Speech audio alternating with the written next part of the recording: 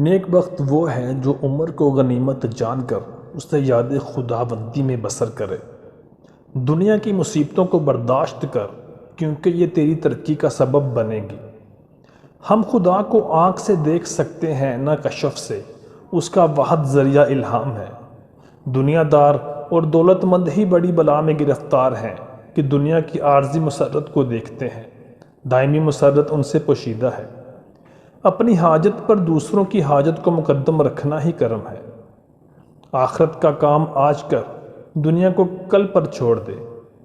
شریعت کے 3 جزو ہیں: علم، عمل اور اخلاص۔ ان کا حصول اللہ کی رضا کا حصول ہے۔ سب سے بڑی اور اچھی نصیحت یہ ہے کہ تقلید نبی کرو۔ ہر عمل جو موافق شریعت ہے ذکر و عبادت میں شامل ہے، اگرچہ خرید و فروخت ہی کیوں نہ ہو۔ جب مومن پر ہیبت الہی جم جاتی ہے تو اس کی عبادت و اطاعت کو دوام ہوتا ہے۔ نفس پر شریعت اور نیکی سے زیادہ دشوار کوئی چیز نہیں۔ عمل کی سستی پر مغفرت کی امید لیکن بد اعتقادی پر نہیں ہے۔